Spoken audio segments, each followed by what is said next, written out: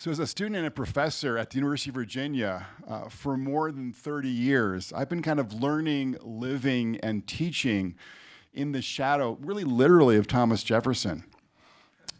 And besides founding UVA, I think we can all appreciate, as here he is, shout out to Thomas Jefferson, Monticello there. He is justly famous for penning those words in the Declaration of Independence: life, liberty, and the pursuit of happiness. And you kind of think about those words as kind of markers of our civilization. And in each of those different dimensions, we're seeing greater and greater challenges. When it comes to life, for instance, growing deaths of despair in America. When it comes to liberty, for instance, so many poor kids today are having difficulty kind of realizing the American dream. And when it comes to the pursuit of happiness especially, we're seeing some, I think, troubling trends here.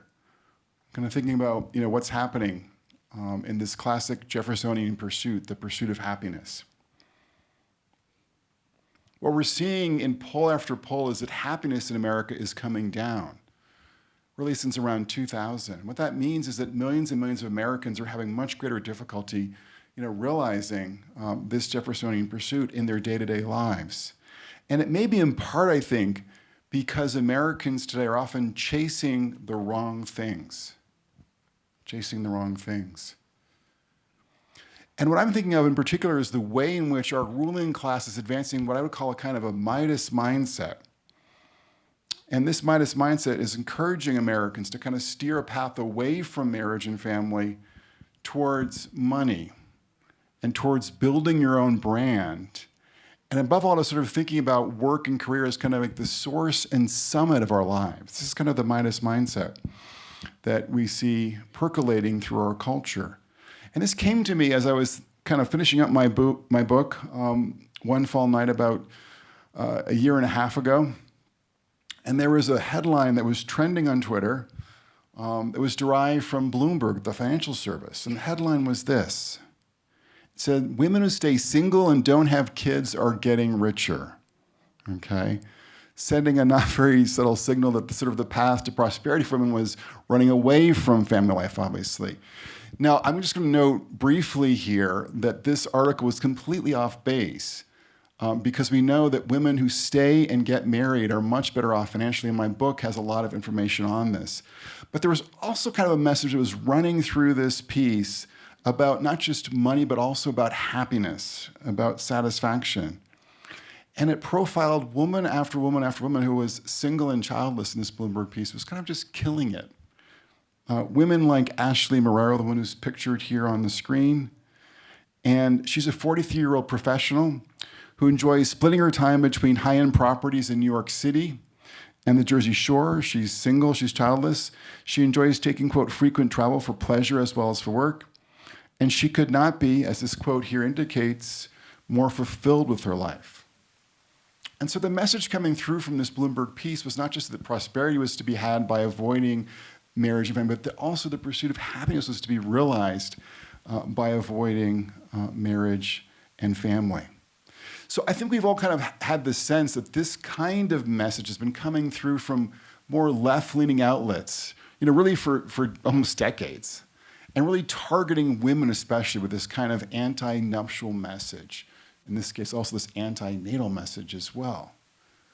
And you can kind of see a sense of some of these stories besides just Bloomberg. Here's the case against marriage in the Atlantic. Here is a piece in the New York Times that says that married heterosexual motherhood in America is a game that no one wins. Okay, so again, we kind of get how the left is often targeting women with this kind of marriage-related message. But what's new in this moment today, when it comes to kind of these anti-nuptial messages, these anti-family messages, are now also coming kind of from the right, from parts of the online right that we call the red pill right. And they're targeting not women, but they're targeting men, okay? So I'm thinking of people like Pearl Davis here on the left and Andrew Tate on the right. Andrew Tate is probably the most important figure in the manosphere right now, kind of really reaching a lot of young men, a lot of teenage boys, unfortunately. And his basic message is that there's no return on investment for marriage when it comes to young men today. that you're going to get taken advantage of, you're going to get divorced unwillingly, you're going to lose custody of your kids, you're going to be paying a big financial price for getting married. It's the kind of thing that he would be saying. And then Pearl Davis is kind of taking that message and sort of amplifying it even further. In fact, she described marriage as a death sentence because from her perspective, guys end up getting divorced, and then some of those guys end up committing suicide. So, by her logic, marriage is a death sentence. But you kind of just get the sense that these, new figures are giving us yet more reason to be kind of skeptical about the value of marriage and family in our contemporary culture. And again, this is kind of a newer development. And unfortunately, this kind of, what I would call, again, this Midas mindset would kind of privilege, things like money and work and kind of building your own brand and sort of staying free of the encumbrances of marriage and family, is percolating not just in sort of these elite precincts or online, but also in sort of to the hearts and minds of ordinary students, like the ones that I teach oftentimes at the University of Virginia. So I was speaking to a student named Holly who graduated recently from UVA, and she said this: UVA students are definitely more focused on their education and getting their career started than getting into a serious relationship, she told me. Basically, the thought process is relationships and love are a risk, but you always have your career and success to fall back on. So kind of a very good summary of this notion that, it's really at with regards to work. And we can see here in a lot of polls, including this poll from Pew, that Americans now in general are more likely to think that having a job or a career that they enjoy is the path to fulfillment rather than marriage, only garnering just 23% of American support for that as the extremely fulfilling path, compared to 71% kind of giving the job or the career top marks in their book. So this idea is pervasive in our culture today. And I think it helps to explain why we're seeing dramatic declines in marriage demographically. I call it kind of the American heart is closing. So we've seen the marriage rate come down by about 65% since 1970. And what that means practically is that more and more young adults are having difficulty kind of finding their way to the altar. And we're projecting, my colleagues and I, things through family studies, that about 1 in 3 young adults will probably never marry today. That's kind of how this all cashes out. And this is record demographic territory. We've never in our nation's history had so many young adults kind of facing a prospect of being kind of permanent bachelors or permanent bachelorettes. Now, when you kind of talk about this trend in some academic precincts, there are plenty of folks who kind of like discount this, and sort of say the family's changing, people are progressing, being single is, is perfectly great. And what they don't appreciate, though, is that there are more and more young men out there, like Scott.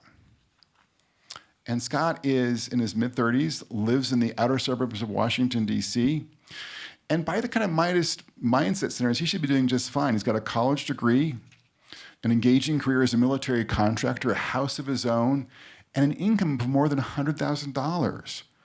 But these educational and professional accomplishments for Scott, they're not enough. He told me this. He says, I've got degrees on my wall, I've got accomplishments and certificates, but it doesn't mean anything in the end, he told me. It's not like I can take any of that with me after I die. He feels alone and at sea on many a day. Quote, I have to get up every day and look in the mirror and realize I'm alone. I have nobody. So Scott's struggling with a kind of a toxic mix of loneliness, meaninglessness, and sadness. Now, and to be sure, there are plenty of singles obviously out there in America today who are doing fine. We also know that there are plenty of married folks who aren't doing so well. But in general, these kinds of trends are linked to this declining level of happiness that I talked about at the beginning of my comments today. And we see, for instance, a new study from the University of Chicago that's telling us that the recent decline in the married share of adults can explain statistically most of the recent decline in overall happiness.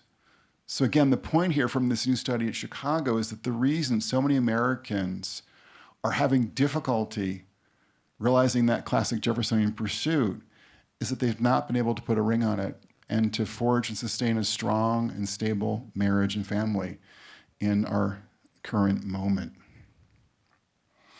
So the bad news tonight then is that less marriage is one big reason why we're seeing happiness fall across this great country of ours. But is there any good news to think about, to meditate upon tonight, to consider tonight? And yes, I'd say there is some good news to think about.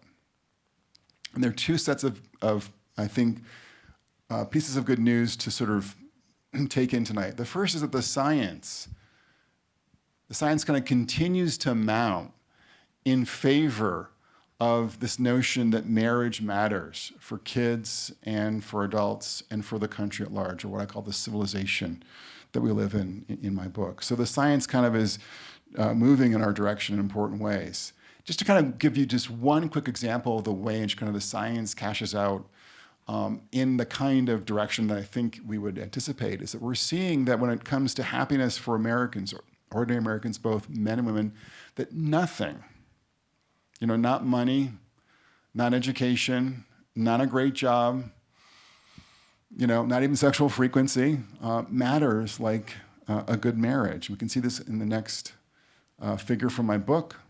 And what it's showing us is that, yes, a college degree boosts your odds of happiness by about 64%.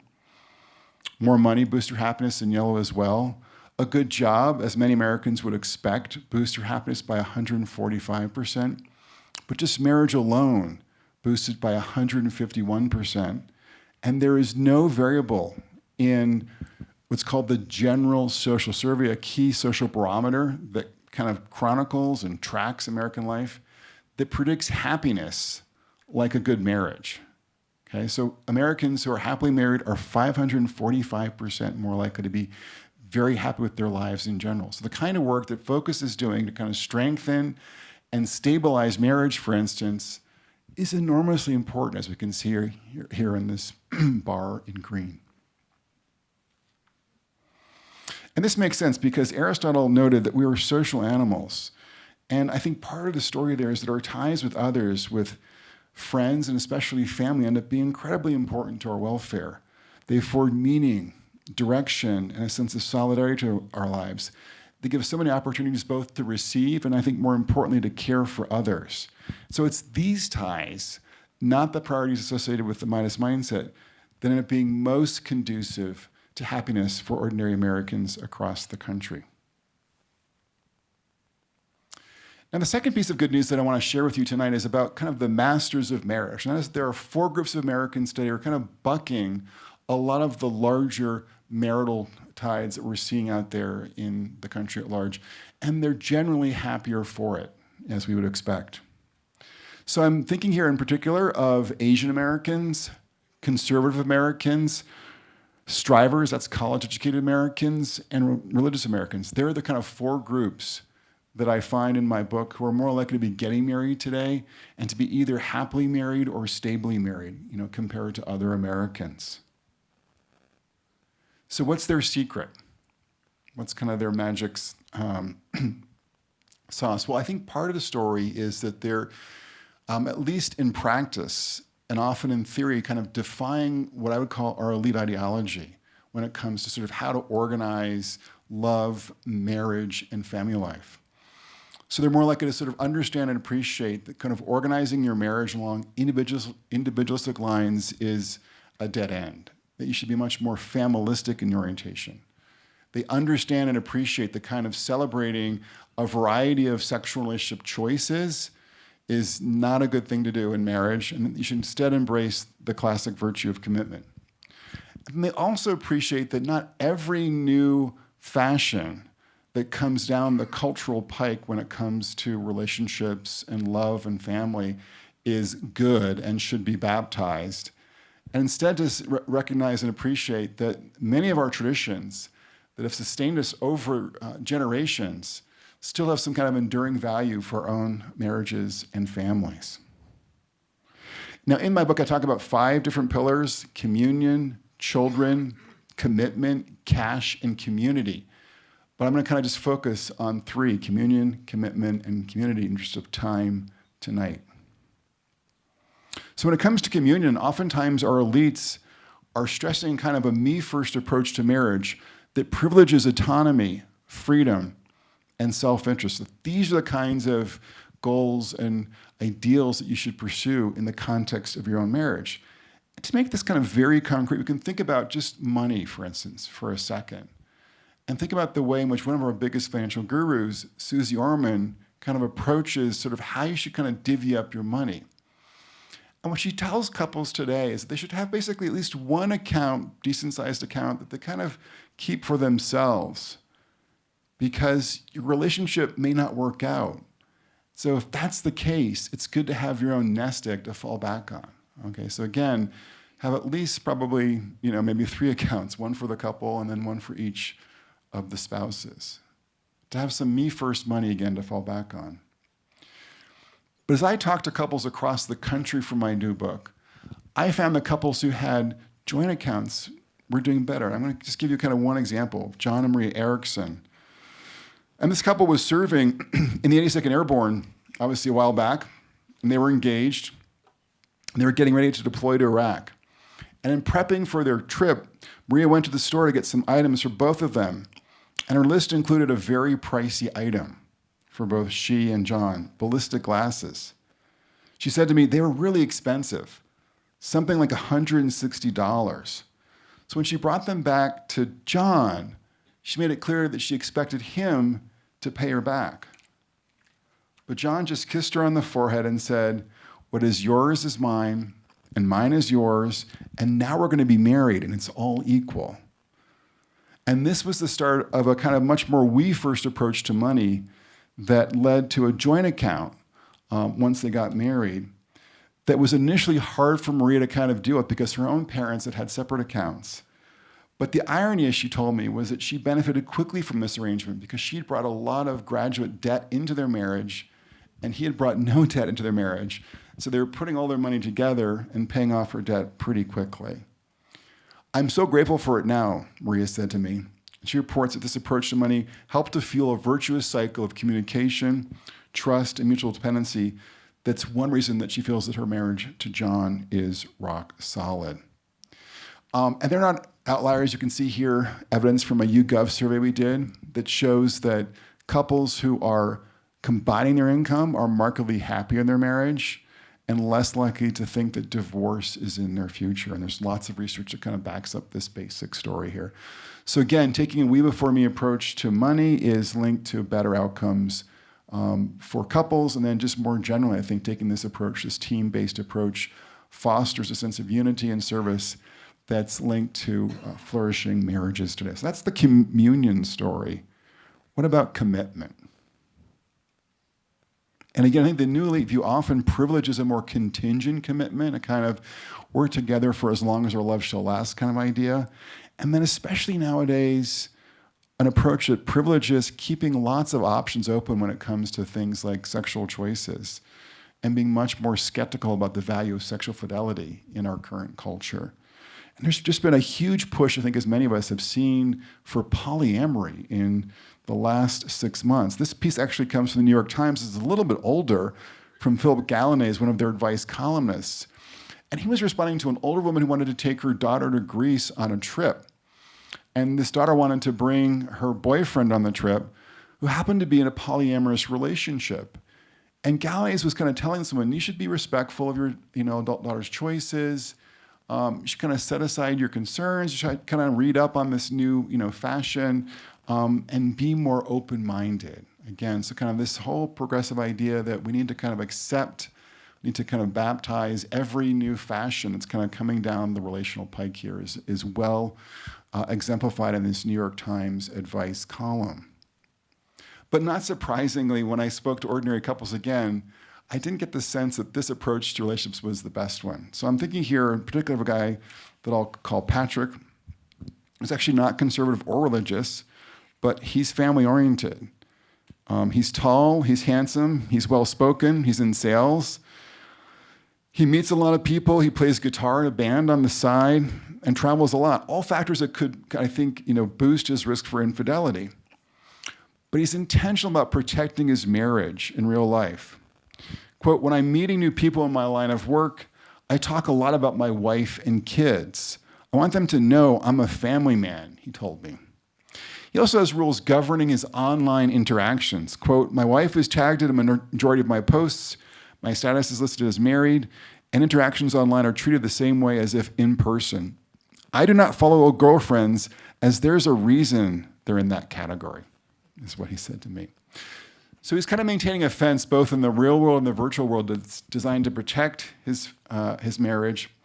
It's probably one reason why his wife, Kelly, gives their marriage a 10 on a scale of 1 to 10, okay? She kind of knows that he's in her corner, and she's grateful for it. And then not surprisingly, we can see again in the survey data that Americans who say that infidelity is always wrong or another sexual partner is always wrong here are markedly happier in their marriages than Americans who don't take that view. And unfortunately, we've been seeing in recent years, because of the fashion of polyamory, more and more adults are kind of picking this, this category in the survey data. So nevertheless, so the folks who kind of are on team fidelity are doing better in their marriages.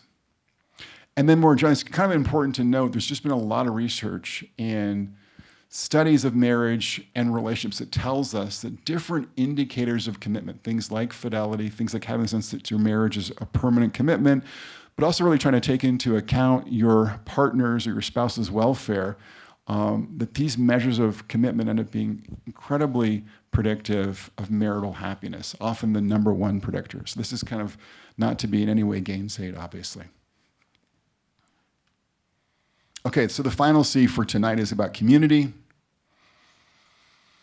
And I think the New Elite view oftentimes is that one kind of community, religious community, is an obstacle to living your best life and realizing your best love. And this kind of came to me in reading an interview with the sociologist Sam Perry in The New Yorker for an article that came to be entitled A Sociologist of Religion on Protestants, Porn, and the Purity Industrial Complex. Now, with a title like that, you know exactly where this article is going to go.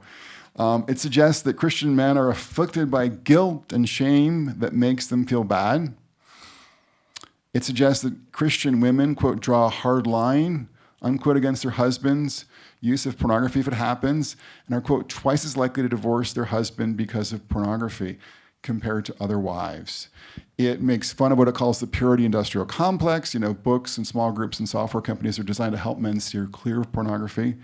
Kind of describing them as quixotic at best and at corrosively counterproductive at worst. But the bigger point here is that this sort of New Yorker article is kind of conveying, in a sense, the message that faith is an obstacle to living your best life and realizing your best love when it comes to marriage and family. That's kind of the takeaway I think the ordinary reader would get from, tackling this topic with this mainstream publication. But again, with one big exception, I talked to an evangelical couple who had kind of dealt with a lot of issues around pornography, and it was a sore spot for them, understandably so. But in general, what I found was that religious couples were more likely to be flourishing, married couples, than the more secular couples that I also spoke with. So think about, for instance, a couple that I'll call Martin and Kimberly live in the outer suburbs of Washington, D.C. They're African-American Christians.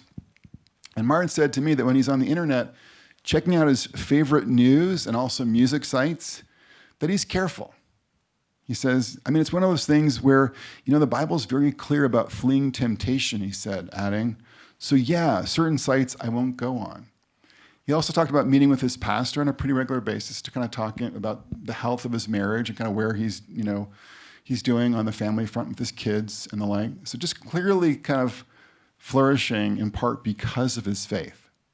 And then likewise, his wife, Kimberly, talked about how both physical and emotional intimacy was initially difficult for her because she'd been abused as a child by a relative. So all that was hard. But she said, that's how prayer entered, because some stuff happened prior to us that made having sex challenging for me. I'm like, okay, God, you're only going to heal me. Only God can really truly heal this, is what she said. And she also kind of mentioned that her fellow churchgoers were kind of also helpful in kind of getting her to a place where she felt stronger and healthier in her marriage. And again, they're by no means outliers. What we can see here, and again, you would never kind of get this from the New Yorker, is that couples who attend church together are about 15 percentage points more likely to be very happy in their marriages, in general, on average. Work by Tyler Vanderweel at Harvard tells us that, in this case, a large sample of women are about 45% less likely to get divorced if they're regular churchgoers, compared to women who are not religious.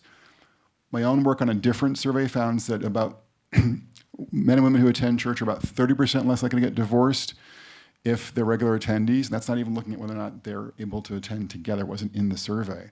So there's just a lot of evidence telling us that in general, kind of divorce is less common in America among regular churchgoers, contrary to what you might have taken away from that New Yorker piece. And then when it comes to sex, the New Yorker story could have been in some ways more disingenuous or deceptive, because my book actually shows that there's no group of kind of Americans who are having couples more regular sex than churchgoers. And then when it comes to sexual satisfaction, they're about 20 percentage points more likely to say that they're satisfied with their sexual lives compared to their peers who are secular. So again, for kind of the average couple, the New Yorker story is completely off the mark, because on average, they're more likely to be satisfied sexually, they divorce less, and they're happier in their marriages. Now, in thinking about why this is the case, I talk about kind of the three N's in my sociological research on religion and family. Talk about the power of norms like forgiveness and fidelity. Talk about the power of networks, being a part of a church community where you've got friends who are with you and for you, both in the tough times and the good times.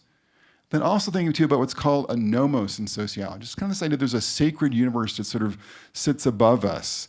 And we would sort of talk about this in terms of God. You can think about other ways of thinking about that. But this idea is that that there is someone out there who is looking out for you. And so if you've lost your job, or if your daughter is heading in and out of the psychiatric ER in the local hospital on a regular basis, or if you've got a cancer diagnosis, if you have the sense that God is with you and for you, you're going to be able to handle those sort of slings and arrows of fate much more effectively than if you don't have the sense that there is some kind of force superintending your life. So these are some of the reasons why we see that in general and on average, religious Americans are more likely to be flourishing in their marriages. I want to be careful, though, to acknowledge that on any given Sunday, if you kind of look out on couples sort of sitting next to each other, putting on a good game face for church on Sunday morning, they might kind of present pretty well. But we also see that about 1 in 5 husbands and wives, and also, to be honest, it's more wives than husbands, are not doing so well in their marriage. So what I'm saying to you tonight is that yes, on average, faith is linked to better marital and family outcomes. We also have to understand and appreciate that there are folks who are hurting out there in the pews, and both the church and ministries like Focus, exist in part to help those folks navigate the challenges and the difficulties and heartaches of life and marriage and family. But again, kind of the big point here is that the familistic, as opposed to individualistic, that's sort of sociologists speak, values, virtues, and social networks we see in religious communities generally tend to foster stronger and more stable marriages. So to kind of conclude, I want to make the point here too, that when we think about the relationship between religion and happiness in general, what we see is that religious Americans are markedly happier than other Americans. And this figure here from my book gives you kind of the sense of what this looks like. So about 25% of religious Americans are very happy, compared to just 14% of secular Americans. There's 3 options: very happy, pretty happy, and not too happy. The pretty happy is not in this. You can kind of figure it out if you wanted to with these numbers. But the not too happy Americans are clearly much more likely to be the secular Americans here in the darker bar compared to the religious Americans. And beyond this pattern, what we see in my book is that about 1/3 of this happiness premium enjoyed by faithful Americans can be attributed to the fact, number one, that they're more likely to be married in the first place, and then number 2, they're more likely to be happily married in the second place. There's a real way in which, the sort of marriage and family piece is a big part of this happiness story in American religion today. So we learned tonight that the path to forging a strong and stable marriage runs away from the Midas mindset, away from its individualism, from its exaltation of choices over commitment, and from its uncritical rejection of traditions that often have sustained strong families over generations. At a time and in a moment when the marriage rate is falling, we need to revive a marriage mindset in our leading cultural institutions, in Hollywood, in the media, and yes, in the academy, where I sit. This will require reforming existing cultural institutions, including ones like UVA, building new ones, and expanding the work of existing civic and religious efforts to strengthen marriage. We need to build a culture centered around the most important thing, which of course is not mammon, but love. And so in particular, I'm thinking about 3 steps that we need to kind of take with greater confidence and courage, kind of knowing full well that the path we're talking about tonight is the path for most Americans towards flourishing, towards more meaning, towards less loneliness, and towards more happiness. It means doing a lot more family life education in our schools and in our youth groups. It means having a stronger game on social media. And I know one of your Colson Center fellows is really good on this score, for instance. And it means doing, even more when it comes to preaching and ministry, with obviously ministries like Hope Restored here at Focus. There's also a new ministry called Communio that's doing a lot of work with Catholic and evangelical churches too, to sort of strengthen the game of many churches on the ground when it comes to marriage and family. So taking steps like these could not be more important, because forming men and women to live out a life dedicated to forging family-first marriages and preparing the next generation to do likewise is the best path to reviving that most important Jeffersonian pursuit, which again, in my book, is the pursuit of happiness. So thank you. Well, I hope you have found this discussion not only inspiring, but also informative. Christians have to be able to think, especially in this constantly changing culture, from a Christian worldview. To learn more and to find more discussions, please visit lighthousevoices.org. That's lighthousevoices.org.